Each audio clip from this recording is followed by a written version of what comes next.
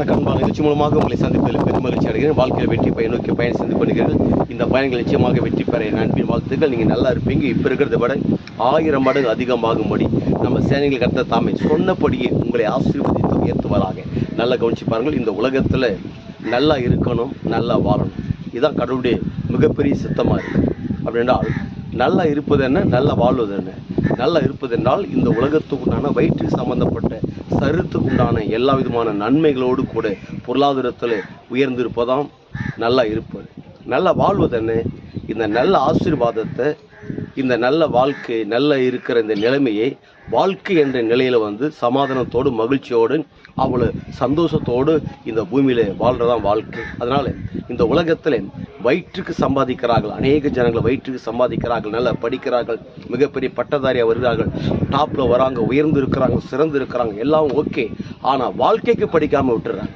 ஒரு மனுஷன் இந்த உலகத்தில் 2 படிப்பு படிக்கணும். 1 வயிற்றுக்காக படிக்கணும், 2வது வாழ்க்கைக்காக படிக்கணும். இந்த வாழ்க்கைக்காக படிக்கிறது, வயிற்றுக்காக படிக்கிறது எங்கே இருக்குதுன்னா, வயிற்றுக்காக படிக்கிறது வெளியில் இருக்கிற எல்லா கல்வி நிலையங்களும் இருக்கிறது. ஆனால் வாழ்க்கைக்காக படிக்கிறது ஒரே ஒரு கடவுளுடைய வார்த்தை மட்டும்தான். அதுதான் அந்த வார்த்தை ஜீவன் உள்ளது.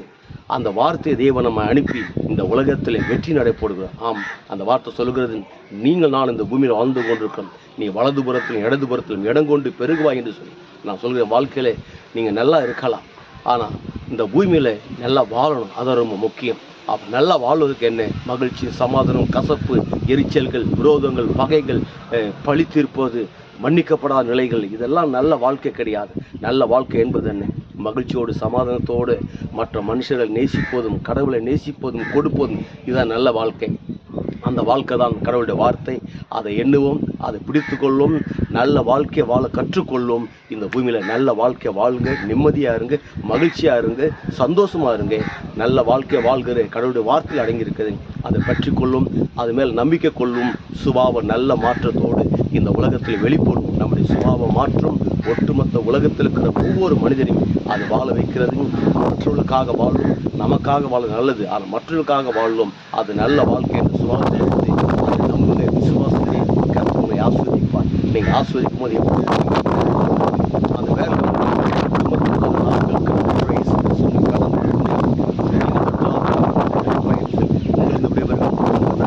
ரவி பெரியப்பா